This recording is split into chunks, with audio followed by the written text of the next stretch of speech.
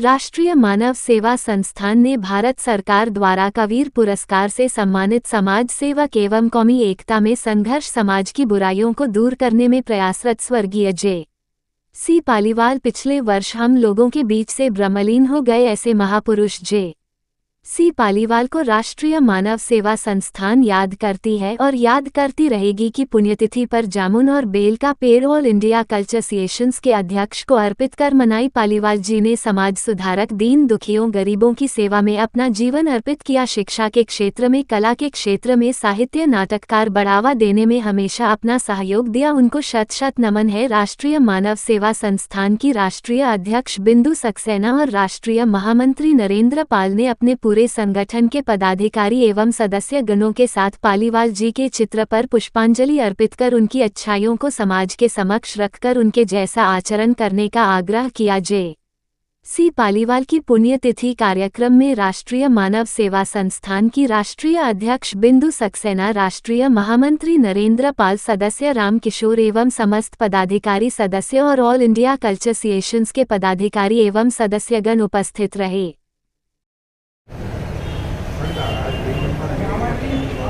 बहुत ही परम और भाग्यशाली अपने आप को समझ रही हूँ कि ऐसी शख्सियत के बारे में कुछ कहने का अवसर मिल रहा है। ये ऐसी शख्सियत है जो किसी परिचय की मोहताज नहीं है और इनके बारे में कुछ कहना शायद सूरज को दिया दिखाने के बराबर है। और ये मेरे तुल्य हैं, तो अगर एक बच्चे को उसके बाप के बारे में कुछ कहने के लिए कहा जाए तो इससे बड़ा क्षण कोई हो ही नहीं सकता है। तो जैसा कि अभी अब भाई साहब ने बताया, राष्ट्रीय मानव सेवा संस्थान से हूँ और हम लोग ने एक मुहिम छेड़ी है, सांसें ना होंगी कम, पेड़ लगा रहे हम। क्योंकि कोरोना काल में सभी लोगों ने देखा है ऑक्सीजन की बहुत ज़्यादा कमी पड़ी थी और ऑक्सीजन के चलते ही हमने बहुत सारे खोया था। इसके कारण हमने विगत वर्ष भी 10,000 पेड़ों का टारगेट लिया था और इस साल भी हमने 10,000 पेड़ लगाने का टारगेट लिया है। हमारी संस्था में जितने भी लोग हैं या हमसे जितने लोग जुड़े हैं या मुझे कहीं से इंफॉर्मेशन मिल जाए, तो अगर उनका जन्मदिन है, पूर्ण तिथि है या उनकी वैवाहिक वर्षगांठ है, हम एक पौधा उनको गिफ्ट करके और उनके हाथों वृक्षारोपण करवा के उनका कार्यक्रम बहुत ही अच्छे तरीके से मनाने का प्रयास करते हैं।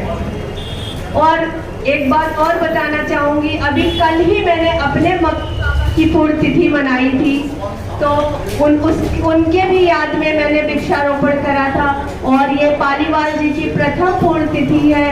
तो मेरी संस्था की तरफ से उनके लिए जामुन और बेल का वृक्ष लेके आई हूँ मैं, और मैं चाहूँगी कि जितने भी लोग इस वृक्षारोपण में शामिल हो, ताकि जैसे जैसे ये पेड़ उदित हो, बढ़े, हमारे पाले मंसर हमारे दिलों में, हमारी सांसों में, हमारी यादों में, हमारी बातों में जिंदा रहे और हमें मार्गदर्शन देते रहे। अगर रंग मंच की बात करें तो टैलेंट सबके अंदर छिपा है, बस उभारने की जरूरत है। तो क्या पता कोई और पालीवाल जी यहाँ आ जाए और हम में से जो टैलेंट छिपा है उसको उभारे।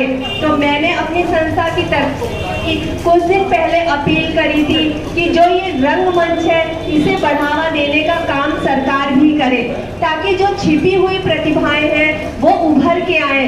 क्योंकि अगर हम 60 के दशक में जाएं तो पहले थिएटर ही हुआ करते थे और जो रंगमंच थे वो अपनी छोटी छोटी कलाएं एक नाटक के माध्यम से, एक रंगमंच के माध्यम से ही करते थे।